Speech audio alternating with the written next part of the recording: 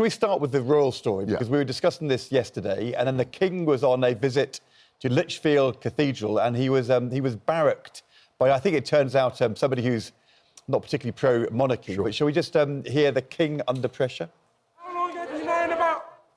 How long have you known about Andrew and Epstein? Have you asked the police to cover up for Andrew? Have you asked the police to cover up for Andrew?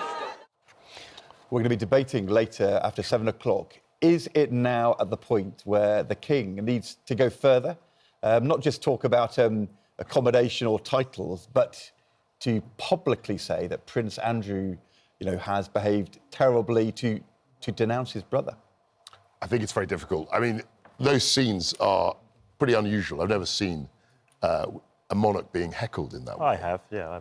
Well, not in this country. Not in that way, yes. I mean, and it would never have happened, I think, to Queen Elizabeth II. So my conclusion from that is that this story has really got cut through. Yeah. And the monarchy, the king, will have to decide very quickly how he's going to deal with this, because what he doesn't want to do is to be seen to be being dragged, kicking and screaming to denounce, his own brother. So he's got to get ahead of the story and either say, this is completely wrong, he's behaved very badly. It's quite common to have brothers or dads or mothers. Well, I mean, in your own party, we had the Miliband saga when I joined Parliament in 2010. You're not sure it's comparable. No. It's you. Yeah. I knew you'd come back on that. But when it's played out so publicly, I mean, we do know that the person who was shouting here was from the campaign group Republic, but still, Nels, it's not a good look, is it? And this can't carry on, because for the royal family, it's not great to be seen to be in that situation if the King's potentially out and about and the whole time he's facing heckling over this. It's awful. There's no institution in Britain that relies on its reputation more so than the royal family of Britain, than the more for the royal family. It is a terrible look both for the King, it's a terrible look for the nation. And of course, even in Prince Andrew's situation too, to a certain degree, if I was him, if I was advising him, things are getting rapidly darker and darker and darker. If I was him, personally, I'd want to sidestep. I'll make my exit right now, and I mean by my exit, I mean I'll leave the country, quite literally. And I'll do what would be described as the Idi Amin formula, is that going to where be you enough, don't hear from me again. You end up in Saudi Arabia. Wherever you end up, or so, you just don't hear from him but ever again. Does the King need to be seen to take strong leadership over this, even if Andrew does take a step? The problem with that is that if he says anything, there will be people who say that isn't going far enough. So, where do you draw the line? Because I think that, he's been removed from public life, essentially. He's out of the main sort of thrust, I suppose, of the royal family.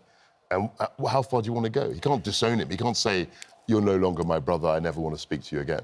And to be honest, I think if he did, that would reflect very badly on the King. I think the King is right. He is the monarch, and he's got to worry about the institution.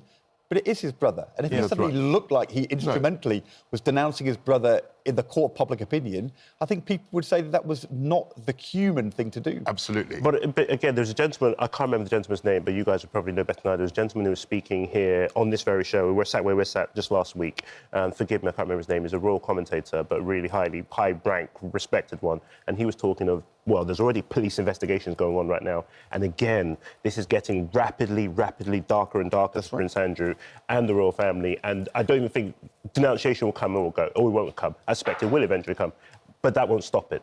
Thrown out of the house, that won't stop it. So eventually, if I was Prince Andrew, if I was really and truly advising him, I would say now would be a good time to do the Idi Amin thing, but find somewhere quiet and sit there. Well, I think you're talking about Andrew Loney, who is the royal author. He'd written a book about the York. So he spoke credibly. Because he said today in the paper that this is a dangerous moment for the monarchy. Yeah, it is. So my issue with this is that nothing will be enough. If the King were to say today that, he's denouncing him, people will still say he hasn't gone far enough. So I don't see that it's a sort of lose-lose situation for him. And also, as Ed pointed out, there's a strong family relationship there. He's his brother, his only brother, and it would look really cynical for him to throw him under the bus just so that he could be perceived to save the institution. But Prince Andrew should not be fighting, kicking and screaming for two houses, not one, clinging on, give me the money. I think you're right that it's Prince Andrew who's got to show some leadership now. Yeah, I think that the leadership has to look like, quite literally, exits, find the exit, make your way there, go somewhere really, really quiet, comfortable for yourself, and live the rest of your life. So the extraordinary thing about this with story... no public appearances whatsoever. The extraordinary thing about this story is that it refuses to die. So, and it's been driven by the leaking of emails and other correspondence between Prince Andrew and Jeffrey Epstein. So if anything else comes up, then it will just reignite the story. And we must understand, too, we must always remember there are alleged victims. Very serious allegations are made by very, very vulnerable young women, some of whom still haven't been named to this very day, one of whom has taken her own life, allegedly. And it doesn't get darker than this. So reputationally or so, this is pretty much for the royal family, and I hate to make this comparison, this is pretty much the royal family's Catholic Church scandal. So to the point where you've got that sort of allegation right now. But we know Prince Andrew has denied the allegations. He has denied it. Yes, he has. He hasn't been found guilty of anything. That is correct. But then the problem that he paid the £12 million. Yeah. And so people ask quite legitimately, hang on, people ask quite legitimately, well, if he was innocent, why has he paid £12 million? But at the same, you're correct. Well, it's a also legitimate his version of events concerning when he was in contact with Epstein, for example, have turned out not to be true. Yeah, that turned out not to be true. It doesn't get messy, but you're correct. But at the same time, too, just because you actually pay for something doesn't actually, it's not an admission of guilt, but it does give credence to the idea of guilt is the problem. That's how the perception works. Is that you're guilty. Whatever the allegation of guilt is, there's no doubt that it is morally objectionable. What has happened and what was said and what occurred. So, I mean, I don't think anybody's denying that. That's why his titles have been stripped. The biggest irony of all of this is driven by an interview that he wanted to give. So, you know, all the business about the Pizza Express and he didn't sweat. I mean, this was, you know, he added fire to the fuel to the fire completely, and it's a mess of his own making in many ways. As you say, it's not going to go away. This no, it is not indeed, is it? It is the subject we're debating. He should help rescue himself. He should go away while he's still got the chance to. I don't know whether even that would dampen it down sufficiently, but we'll wait and see. Get in touch with your views this morning anyway, because we are going to be debating it. Let us turn to the events that are affecting Jamaica right now, because we are waiting for Hurricane Melissa to make landfall. There's considerable fears there about what's going to happen. This is a live picture at the moment. It's going to be the worst storm to hit Jamaica, so people are very worried about what's going to happen. We're joined now by Cheryl Heiliger. She's in St Mary in Jamaica. She hasn't got power. I'm hoping that we can still speak to her, because the eye of the storm is right there. It's due to hit the island any minute now. Cheryl is making preparations. Cheryl, can you hear me? It's Charlotte here. I mean, those connections will be so shaky at the moment, won't they, with the storm coming? I think we've just lost her. So we know that she'd lost electricity. She was standing by with candles, with food, with a bag packed in case she had to go. And it seems that we have just lost that connection with her. So we will try to re-establish and hopefully we will catch up with her, because there's a lot of fear, isn't there, for people who are waiting to see exactly what happens. But we'll keep an eye on that hurricane as it makes its way to landfall, and hopefully catch up with Cheryl later. In the meantime, we also have the Defence Minister Luke Pollard on the programme after 8 o'clock. And the last time he was on this programme in September, we were asking him about whether it was true that MOD, the Ministry of Defence, were agreeing to allow military barracks to be used to replace asylum hotels to house migrants waiting for their claims to be processed. And then the Times reports that small boat migrants are indeed to be housed in barracks. Will it be better for the government to have hundreds and hundreds of people in military barracks, as Steve Reid said yesterday on our programme, the Housing Secretary, in modular buildings rather than in hotels on the edge of towns? Please. No. I mean, look, so this policy was mooted in the last Conservative government, and the very people who are now introducing it were dead against it. I remember Yvette Cooper and others saying that this was a sign that the government had failed, and it's very interesting to me that now they're going back to this policy. I think it would, garner some support, but we've got to understand where the barracks are. I mean, the issue with the hotels is that they're very often in the middle of communities that don't want to have hundreds of asylum seekers right in the middle of their town. So I don't know which barracks they're going to use. So the suggestion is it would be 300 men housed at Cameron Barracks in Inverness and 600 men housed at Crowborough Training Camp in East Sussex. So that takes us to 900. But in June this year, there were 32,000 asylum seekers housed in hotels. So that's a big shortfall still, although it will obviously house a certain number. There's a lot of other homes to be found, aren't there? And Steve Reid also said to us yesterday that it's likely to be homes of multiple occupancy, potentially in communities that then house the rest of the asylum seekers. Well, that will go down like a lead balloon. Placing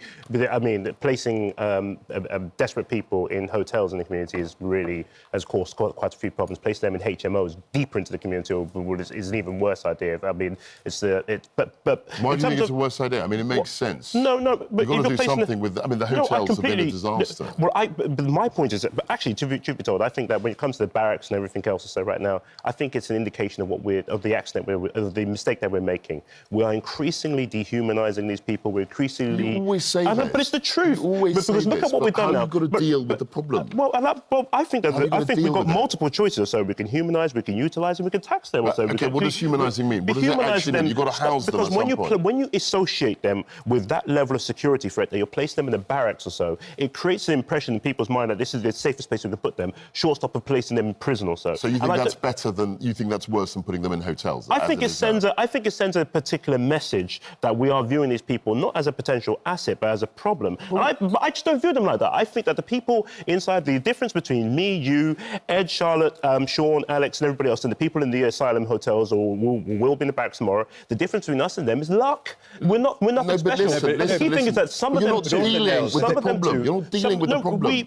But the problem is... What do you actually do? If there are thousands that are coming to these shores, how do you house them? I think we have to rethink the problem. I think we have to rethink the problem also and actually try and look at benefits that can come out of the actual problem too. Because what are you going to do with them in the meantime? In the meantime... Where do you house them? In hotels? In the meantime... In barracks? In the meantime, You're not coming up with any solutions. Personally, I think that what we probably should actually do in this situation also is create some degree of specialised housing somewhere or so, not a barracks, not somewhere dehumanised, not a barge. So what is it? Not a barge that you guys came up with or so, or not this dehumanising stuff. If the idea right now is that we've made them politically toxic to the point that we can't place them safely in communities or so, then we need to find somewhere humanised, specialised housing. But the key thing about it is that we need to humanise and mainstream these people and utilise them. The difficulty is, just to say, at a time when, we've got this cost of living crisis, a lot of people are worried about their own housing. That is then a difficult message to land, isn't it? Saying we're going to be building specialist housing to be able to... Yeah, I don't even know what that means. I mean, the barracks are clear, the hotels are clear. Your specialist housing, I have no idea. I don't think you have an idea what you're thinking about. I do have an idea. There's certain areas also within our country, there's certain areas, certain places that you'll go to also that are not as utilised as perhaps other areas would be. And I think that if we can find a way... I personally don't like the idea of us placing people, human beings. Somewhere. I don't like the idea of us placing them... You've got to place them somewhere. I think the key thing for us, for all of us right now, has to be, as a nation, to come to the point where we start rethinking and start thinking of these people as people and start thinking of them as asylum seekers, as potential problems. But there is a difference. And find a way to utilise them and humanise them and tax them and do... But you suggested that they should be working. But there is a difference when you went round the people around the table here. The difference is the reason why people are being held at the moment in hotels or potentially in barracks is because at this point they don't have a right to live and work in the UK. They are waiting to see whether they will be given that right. Most of them get that right. At the point they get that right, then they have the right. So what do you do in the meantime? To a job. But until that point, if you say, and I think you are saying, you actually want them to be able to be living here and working here.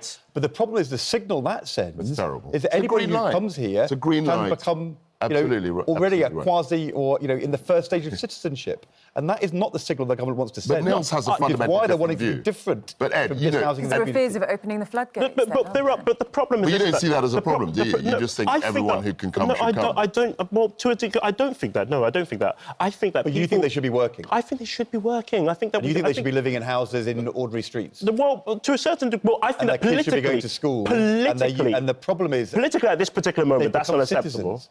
Pardon? At that point, they've become citizens. Well, they may be people, but they aren't yet citizens. Yeah, absolutely. If you confer citizenship before the asylum process, you're basically saying anybody who wants to come here can be a citizen when they arrive. This is a problem of politics that we created as a nation. Before, I think it was 2004 or so, but I think it was 2004, it may have been slightly earlier, asylum seekers were once allowed to work in this country.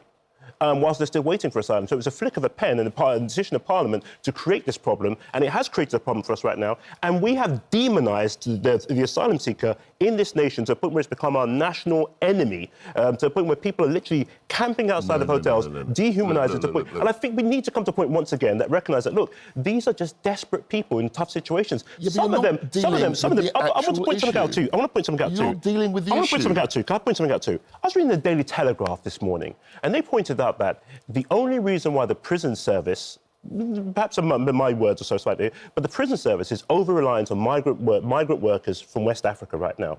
That if we change that to visa... But hold on, I know, but allow me to... Just confusing different issues. Permit me to die before you bury me. Just permit me to die, please. But the key point is that... The key point I'm making here is that if we are going all the way to West Africa or so to import people over here right now to actually work the prison service, then why don't we actually turn around and take some of the people we currently already have here, train them up, put them to use and utilise them and actually get them to provide the services that we potentially might need. So a person who's an asylum seeker is not inherently useless, is not inherently deficient or lesser than us. It's just a person who's currently in a desperate situation. So and I feel like we have to find that way to humanise them again. Humanise. Talking about practical issues. And this is a practical issue. Ed is completely right. When they come as asylum seekers, the moment they come here, they don't have the right to stay because we've got to process their application. And we can process it a lot faster. You guys sat on processing for a long time. OK, so what do you do in the meantime?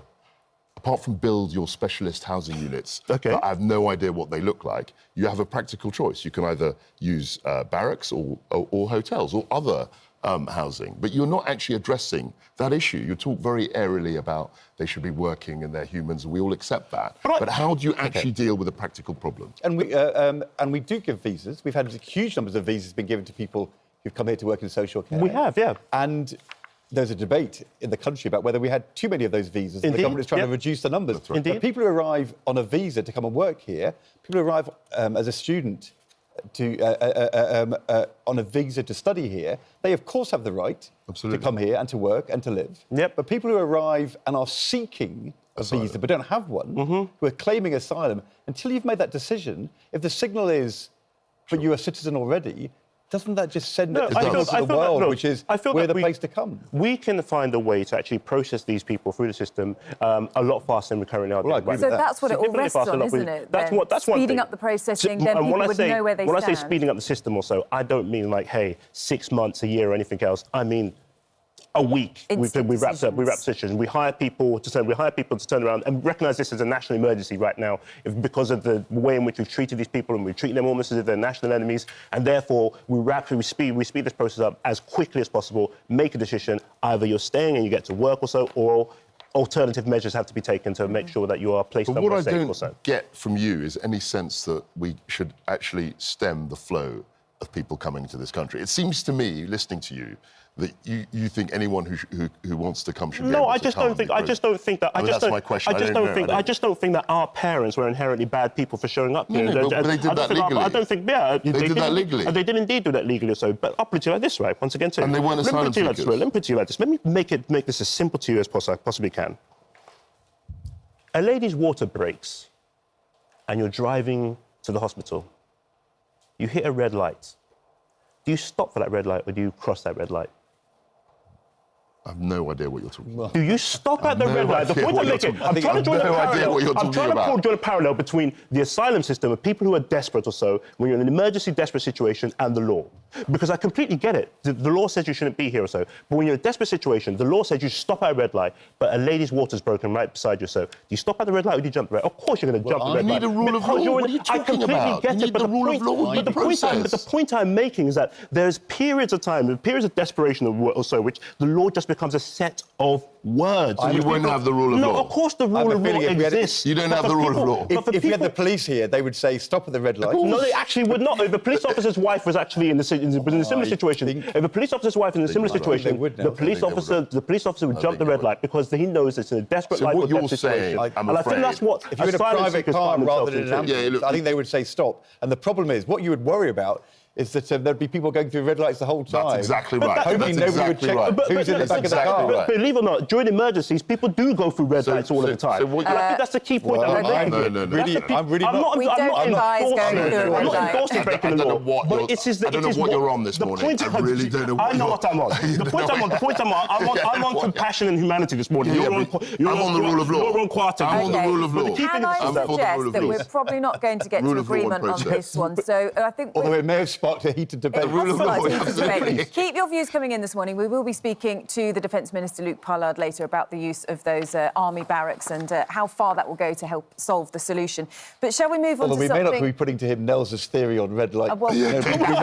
Potentially not. We may not. It's the truth. Shall we move on to something, I don't know whether this is going to be as divisive, but you never know, car headlights, because this is something that drives a lot of people nuts, isn't it? Growing concern among drivers. It drives them mad. See that. Honestly, Really just too good for my own good, aren't I? They struggle to drive at night due to dazzling headlights, and the government's now taken a closer look at the design of cars and headlamps on UK roads. We are waiting to see the results of this study that they've done, but there's going to be a new assessment of causes and remedies, because I think there are even people who avoid driving at night now because of the fact they get dazzled by headlights. And do you think that this is the comparison actually here that you can see between the two LED lights are the new ones, and they're brighter, and the old halogen lights aren't as bright. So I presume it's LED on the right there. Yes. Yeah. I think it's a big problem. I mean, there's a phrase, light pollution, and that, looking at that picture, that's exactly what it is. And lots of people are very sensitive to light. So you can be dazzled, you can even be blinded by light. And I think that is probably going to be more of a hazard also, it's interesting than the old lights we used to have. That if you have a 16, 17-year-old driving and they are dazzled, their eyes adjust within, a second or two. Sure. But people over 60, even to their 70s, it can take, seconds, 10, 15 seconds for their eyes to adjust. So as you get older drivers have more of a problem being dazzled by LED headlights. And the RAC has found more than a third of drivers are nervous now about getting behind the wheel as the evenings get darker. Yeah, I'm told also, I was told behind the scenes that people with cataract also are very, very vulnerable to this situation too. I find that it's something that, look, it's like you're driving... They're pretty nervous because Nels might be out in his car. You're driving through red lights. Driving through red lights.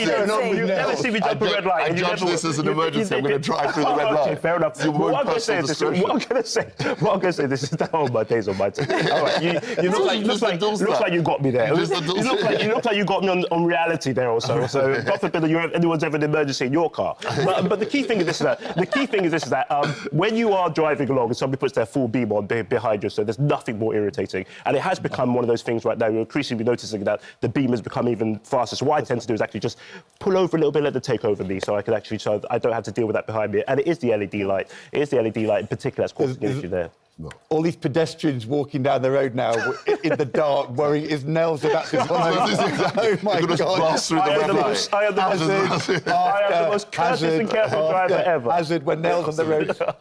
I'm the most courteous and careful driver you'll ever meet, but there we go. Please. Yep. We will wait to see, in that case, as to whether action's taken. I don't really know what they could do to limit the brightness of LED headlights once they're out there. Well, they'll probably actually just change them. They'll probably just change the actual... One of my LED lights burnt out the other day on an electric car. LED lights and you drive through red lights? No, I haven't. They come standard. I think they come standard in most electric cars nowadays also. And electric cars, they're horrible. I can't wait to get rid of mine. But the key thing is that they just had to... They will replace them, and it's not that difficult a process. We are going to have to draw a line under this. We're going to... I think you guys are coming back at 8:45. We are going to get a copy of the highway code for Nels to study between now and 8:45 in order that we could stay within the law. Thank you both very much.